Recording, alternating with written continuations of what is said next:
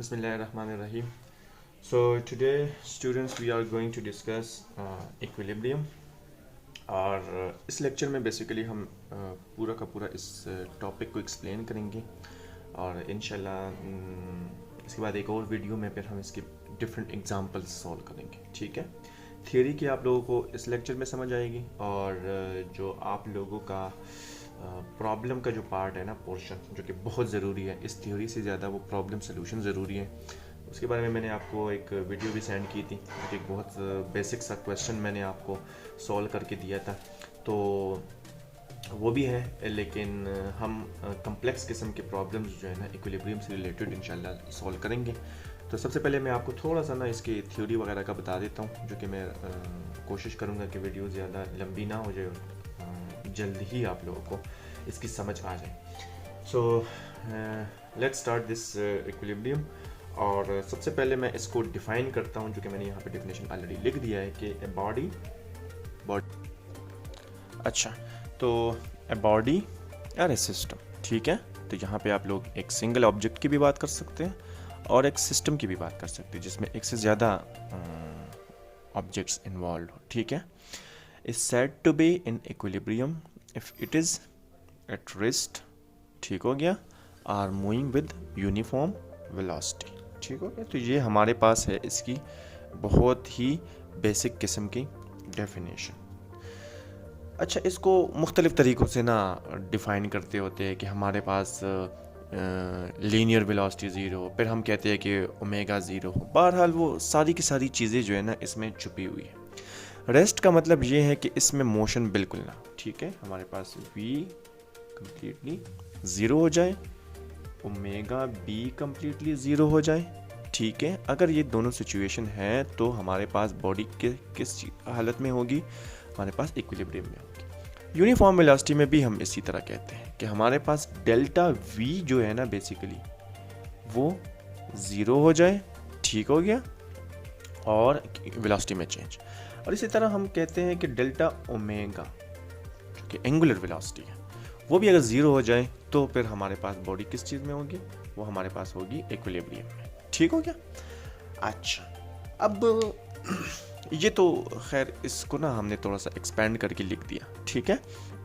अब हम कहते हैं कि अगर एक बॉडी इक्विलिब्रियम में हो, ये मैं बहुत ज़्यादा सिंपल करके बता रहा हूँ, ठीक है। वो आपकी बुक में देख सकते हैं, इसकी जो फर्दर इन्होंने इसको भी डेफिनेशन बनाया हुआ है, इसको भी डेफिनेशन बनाया हुआ है, इसको सारों को, वो मैं यहाँ पे नहीं लिख रहा। बस मैं आपको ना इसको उन्होंने बनाया हुआ है कि अगर लीनियर वेलोसिटी के साथ है तो हमारे पास ये लीनियर इक्विलिब्रियम में ओमेगा, अगर डेल्टा ओमेगा ज़ीरो है तो ये रोटेशनल इक्विलिब्रियम में।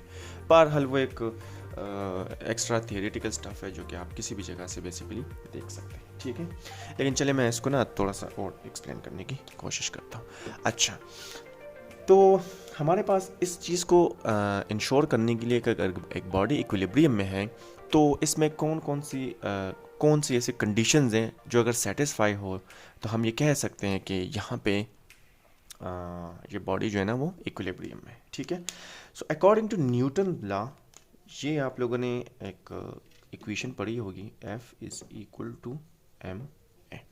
अच्छा, इस इक्वेशन का बेसिक मतलब क्या है, इसको ये है मैस और ये है एक्सेलरेशन।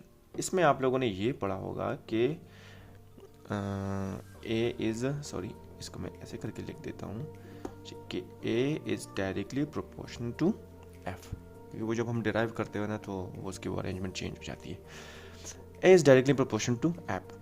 अगर किसी बॉडी के ऊपर फोर्स लगती है ना तो हम कहते हैं वहाँ पे एक्सेलरेशन पैदा होगी, ठीक हो गया। तो एक्सेलरेशन का ताल्लुक किस चीज़ के साथ है, फोर्स के साथ। अच्छा, इस फोर्स का ना एक दूसरा वो भी है, एक दूसरा इफेक्ट भी होता है, वो हमारे पास होता है टॉर्क की शक्ल में, ठीक हो गया।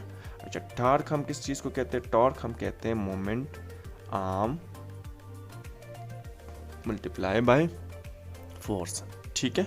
तो अगर हमारे पास फोर्स किसी एक मोमेंट आर्म के ऊपर लग रही है और इन दोनों के बीच में एक खास एंगल एग्जिस्ट कर रहा है तो वहाँ से हमारे पास रोटेशनल इफेक्ट काज होता है, ठीक है, जिसको हम कहते हैं बेसिकली टॉर्क। तो ये तो अलग टॉपिक्स है बेसिकली, इसको मैं अभी यहाँ पे डिस्कस नहीं कर रहा, लेकिन मैं सिंपली जस्ट आपको बता रहा हूँ कि टॉर्क से हमारे पास रोटेशनल इफेक्ट जनरेट होता है। और फोर्स से हमारे पास लीनियर एक्सेलरेशन पैदा होती है, ठीक है। अच्छा, टार्क को अगर हम एक और उसमें लेके जाएं तो जिस तरह ये डेफिनेशन है ना, ठीक है, टार्क को भी हम लिख सकते हैं कि टार्क हमारे पास आई अल्फा के फॉर्म में। अब अल्फा बेसिकली क्या है? अल्फा जो है ना हमारे पास ये है एंगुलर एक्सेलरेशन, ठीक है। तो इस इक्वेशन में आप लोग एक सिमिलरिटी नज़र आ रही है कि टार्क और अल्फा आपस में रिलेटेड है और फोर्स और लीनियर एक्सेलरेशन, ठीक हो गया। यहाँ तक तो आप लोगों को समझ में आ गया हो कि अगर हमारे पास किसी ऑब्जेक्ट के ऊपर टार्क एग्जिस्ट कर रही है, किसी सिस्टम के ऊपर या ऑब्जेक्ट के ऊपर, तो उसमें हमारे पास ये अल्फा जो एंगुलर एक्सेलरेशन है बेसिकली ये पैदा होती है। और अगर हमारे पास किसी जगह पे फोर्स किसी ऑब्जेक्ट के ऊपर फोर्स लग रही है तो वहाँ पे टेंडेंसी होती है किस चीज़ की? लीनियर एक्सेलरेशन की। तो ये थी हमारे पास दो बेसिक सी चीज़ें जो कि मैं अब फर्दर इसको मज़ीद एक्सप्लेन करूँगा। अच्छा, अब हम कहते हैं first condition of equilibrium. First condition of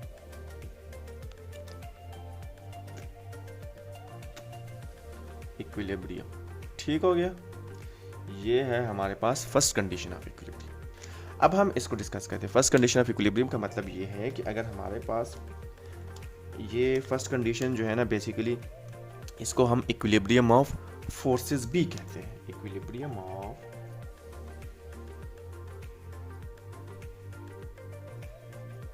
forces, ठीक हो गया। इक्विलिब्रियम ऑफ फोर्सेस भी क्यों कहते हैं? फर्स्ट कंडीशन में ये है कि अगर हमारे पास बॉडी जो है ना ये फर्स्ट कंडीशन को हम इस तरह कहते हैं कि body is said to B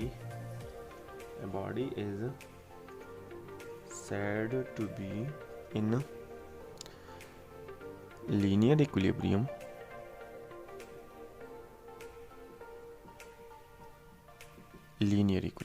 ठीक हो गया। If linear equilibrium if summation of f is equal to 0, ये कंडीशन, ठीक है। ये है हमारे पास फर्स्ट कंडीशन।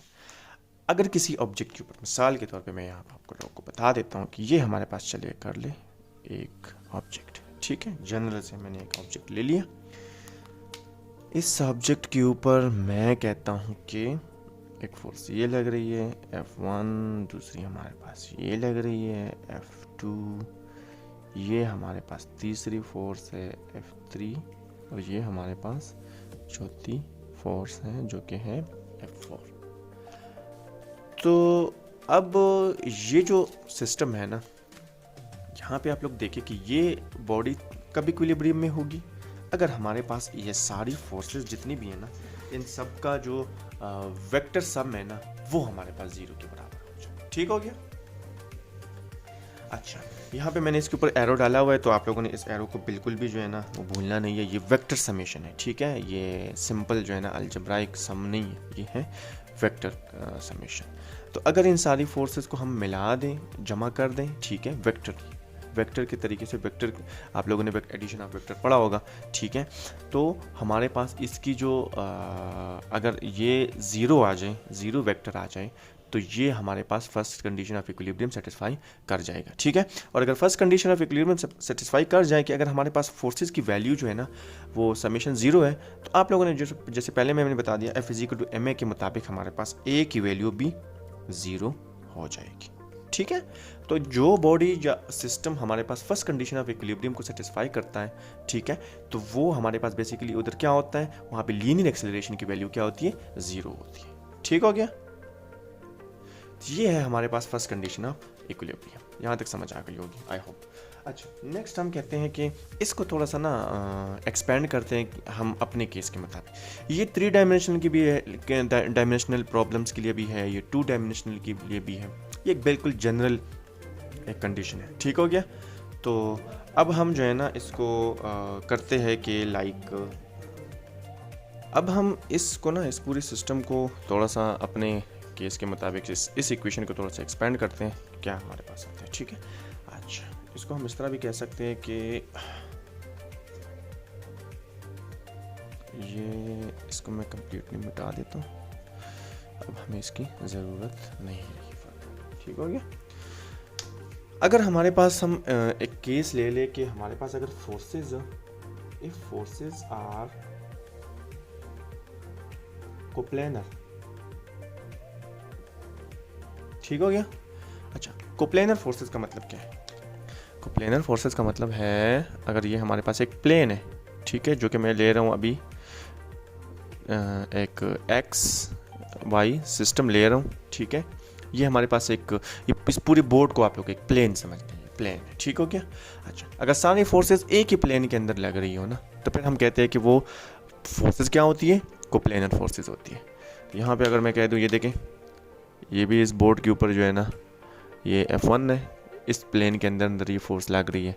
ये हमारे पास एक F2 है, ये भी हमारे पास इस प्लेन के अंदर लग रही है, ये है हमारे पास F3। अगर इस तरह की कंडीशन हो, ठीक है, कि सारी की सारी फोर्सेस कोप्लेनर हो, तो फिर हम उन फोर्सेस को क्या कहते हैं? अच्छा, मैं आप लोगों को एग्जांपल देता हूँ कि नॉन कोप्लेनर फोर्सेस का मतलब क्या होता है, वो मैं आपको बताता हूँ।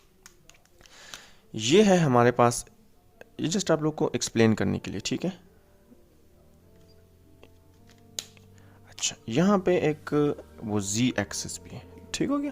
अच्छा, इसको मैं कहता हूँ ये Z पॉजिटिव है, ये X पॉजिटिव है, ये Y पॉजिटिव है। अगर हमारे पास एक फोर्स यहाँ पे इस प्लेन के अंदर लग रही है, ये है F1, ठीक हो गया, और एक फोर्स है जो कि इस एक्सिस के अलॉन्ग लग रही है, यूँ समझ ले कि ये फोर्स इस तरह आ रही है बाहर, इसकी डायरेक्शन ऐसे है, ऐसे करके, ठीक हो गया।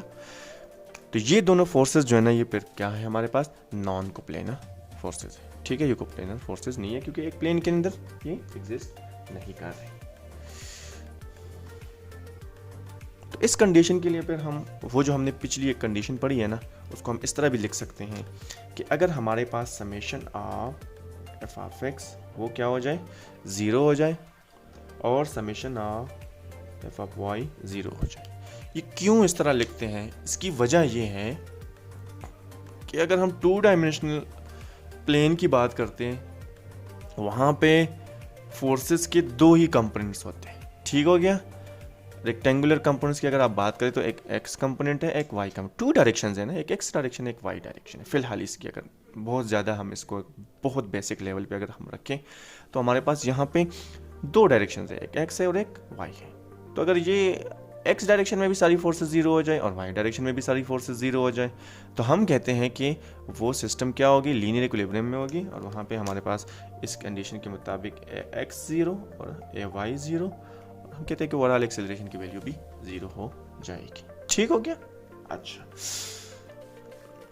अब हमने चूंकि यहाँ पे डायरेक्शन को रिस्ट्रिक्ट कर दिया, तो यहाँ पे अब आप लगाने की वो ज़रूरत भी नहीं है, ठीक है, एरो की, या आप मैग्नीट्यूड के फॉर्म में भी कर सकते हैं, ठीक है। आगे हम देखेंगे इंशाल्लाह। ये हो गया हमारे पास फर्स्ट कंडीशन ऑफ इक्विलिब्रियम। अगर हमारे पास ये सेटिस्फाई हो जाए तो लीनियर एक्सेलरेशन की वैल्यू क्या होती है? 0 होती है। अब हम नेक्स्ट करते हैं second condition of equilibrium. Again मैं यहाँ पे रिकॉल करा रहा हूँ आप लोगों को कि ये थ्योरी है, थ्योरी से ज़्यादा जो है ना प्रॉब्लम्स को समझना ज़रूरी है, ठीक है। ये थ्योरी आप लोगों को वैसे भी समझ आ जाएगी कि ये क्या क्या कंडीशन होती है, लेकिन इनको इस्तेमाल कैसे करते हैं वो मैं इंशाल्लाह प्रॉब्लम्स में आप लोगों को पढ़ाऊँगा, ठीक है इंशाल्लाह। अब हम कहते हैं सेकंड कंडीशन ऑफ इक्विलिब्रियम, ठीक हो गया। तो सेकंड कंडीशन ऑफ इक्विलिब्रियम के मुताबिक अगर हमारे पास सारी की सारी body is said to B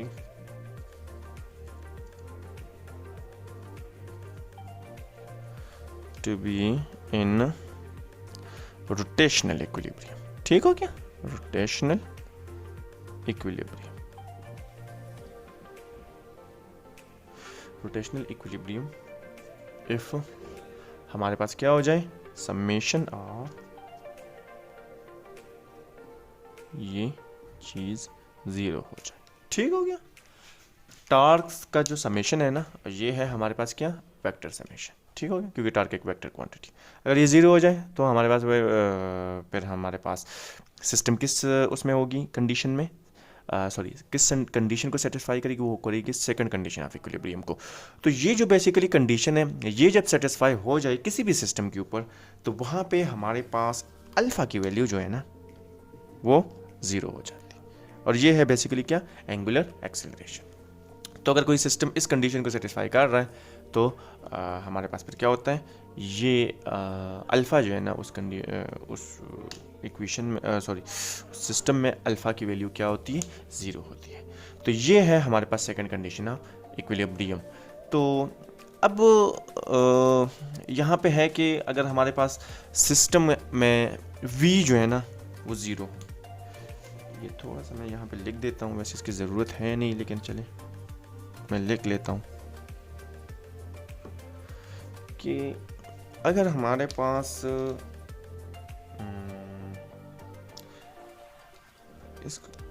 अगर हमारे पास ये फर्स्ट कंडीशन सेटिस्फाई हो जाए ना, फर्स्ट कंडीशन को भी फिलहाल साइड पे कर देते हैं।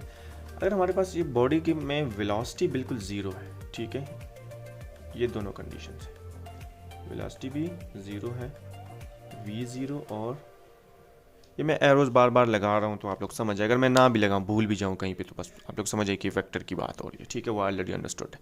अगर ये कंडीशन है ना कि जिसमें v0 और ओमेगा 0 यूनिफॉर्म एंगुलर वेलोसिटी 0 और लीनियर वेलोसिटी 0, तो ये हमारे पास होती है क्या, स्टैटिक इक्विलिब्रियम। स्टैटिक इक्विलिब्रियम, ठीक हो गया। और अगर हमारे पास v की, अगर हमारे पास ये कंडीशन हो, डेल्टा v0 हो मीन्स एक्सेलरेशन 0, और डेल्टा ओमेगा 0 हो मीन्स अल्फा 0, ठीक हो गया इस कंडीशन। इसको फिर हम टर्मिनोलॉजी यूज करते हैं डायनामिक इक्विलिब्रियम, ठीक हो गया, डायनामिक इक्विलिब्रियम, ये हो गया, ठीक है, डायनामिक इक्विलिब्रियम। तो बस ये जस्ट डेफिनेशन के हद तक था, इसको इतना ज़्यादा वो ना करें।